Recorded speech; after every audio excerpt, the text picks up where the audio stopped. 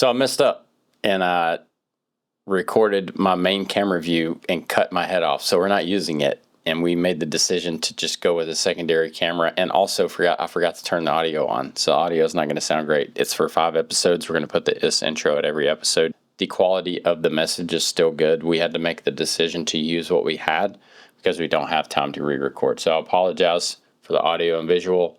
Just know that after a couple episodes that it'll be back to normal. Appreciate y'all. Enjoy. What's up? Welcome back to the show. I'm Shane. This is Lawn and Light, teaching you everything you need to know about the Christmas light business. We appreciate you being here. We're going to jump right in. How to manage a crew without losing your mind. Somebody once told me that people is the easiest part of every business. Wait, nobody's ever told me that, because that is not true by any means. People are the hardest part of every business. So you, as the business owner, have to learn how to manage that. So this episode is more for people who are running their own crews, or maybe have started running a crew last year. There's so many things that can go wrong when you're running a Christmas light business. The first thing, the guys get here in the morning, they grab the materials that they need. The trailer should be stocked out, ready to go for new jobs. And also they should see their list of the jobs that they have to do today and grab the boxes of the customers that they're going to do. So many times I've had to run materials to a job because the guys didn't check their item list on what that new customer install would take. And they'll call and they may be 45 minutes away with 3 guys on a truck and say, I need 2 more strands of red minis. And as a business owner, it makes you want to pull your hair out. There may be times where they forget the box for an existing customer install, or they grab the wrong box, or they don't see that existing customer has a wreath and they forget the wreath. Like these are just like little things that'll drive you crazy. And as a business owner, you weigh the cost of, okay, well, just make one of those guys hop in the truck and drive back to the shop and get it. You know that costs you money, and also costs you money to stop what you're doing to take off with the materials to get to them. So you have to make a decision there. In those scenarios, there was a time where that was happening a lot. And what I had to do was realize that to some degree, I have to take ownership for that. What am I doing to make their process harder? And that's what I want to talk about today, as far as how you treat your crews or how you prepare your crews. If they're constantly forgetting stuff, well, they're looking at their sheet or whatever they're getting, the jobber list is the way that we do it. And it was kind of hidden in there. And so we had to figure out a way to not make it so hidden. Take the responsibility for your business. Take ownership in your business. You own it, take ownership.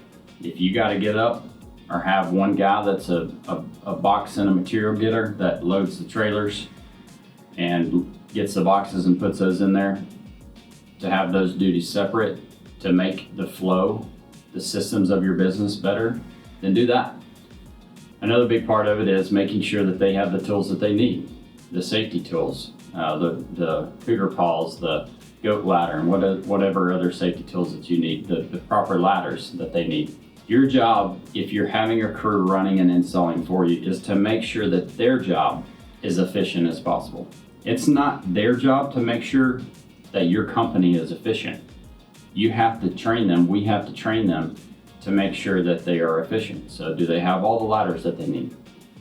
Are there certain procedures for inventorying a trailer? Make sure that you have those red minis on a trailer so that they don't run out. Red minis is not something that we use a whole lot of, but do we have a box of them in there just in case?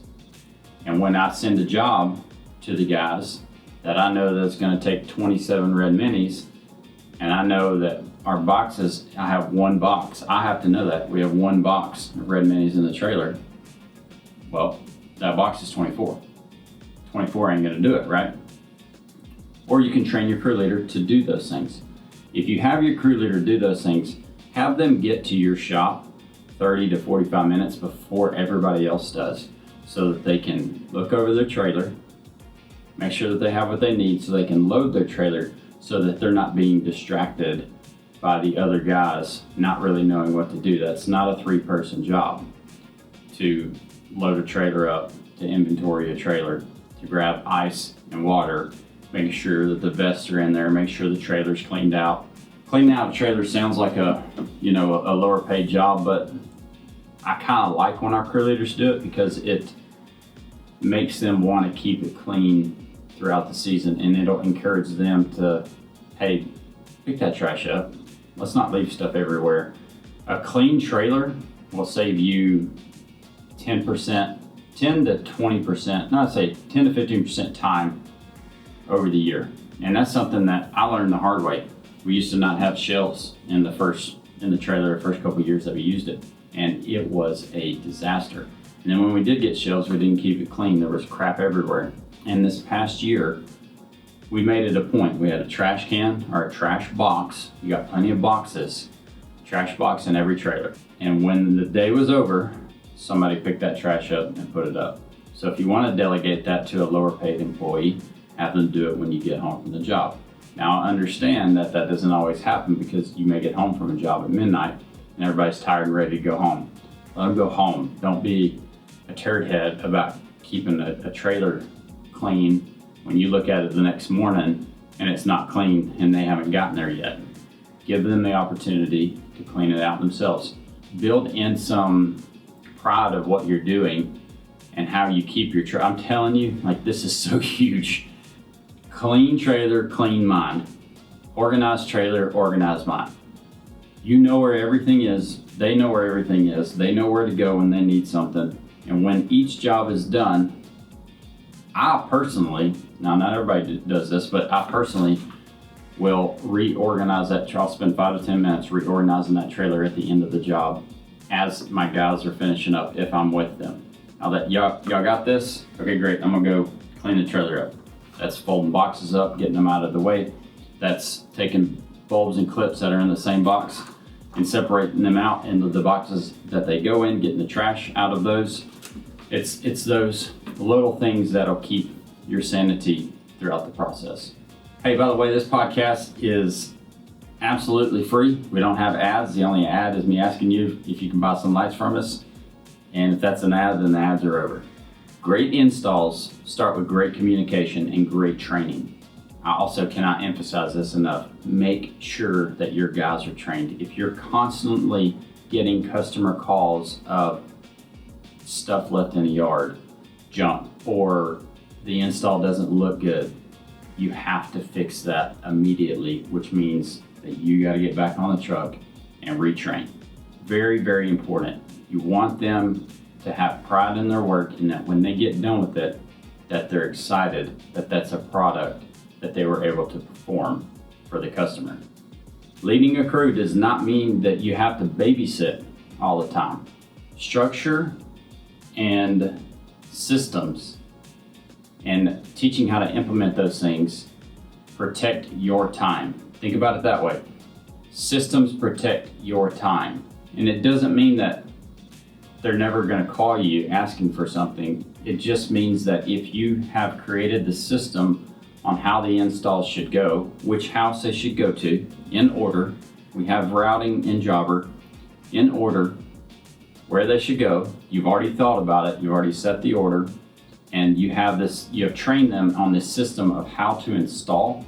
Now you're free to focus on what it's going to take to grow the business, which is what you need to be focused on. Learn how to coach, not correct. Learn the difference of what those two things are. When somebody does something wrong, don't just correct them, tell them what the right way to do it is, and then explain why. People need to know why so it clicks in their brain so that they can buy into your process. When you're hiring somebody, you have new employees, you're starting a season, set the expectations on day one, have a meeting.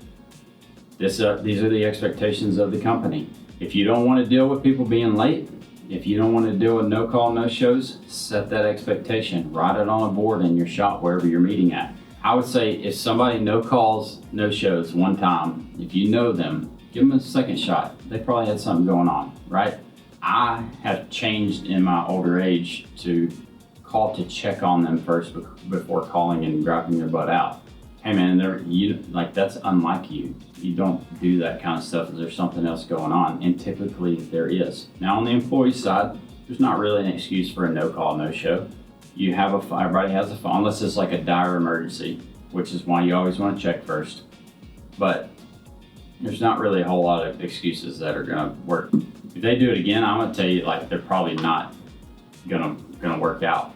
What we get trapped in as business owners is putting up with a lot of crap because it's hard to replace people. But if somebody does that to you several times, then it's probably going to continue, or it's probably going to get worse. And then you're gonna get put in a bigger bind later on down the road. If they no call, no show week 2 of the season, and then week 3, there's 2 of them, there's probably more coming. And as you get in November, you're crazy busy. You should just go ahead and rip the Band-Aid off and let that person go and work on recruiting somebody else now. All right, hey, that's it for this one. Appreciate you being here. Love God, love others. Let your work reflect that. We'll catch you on the next one.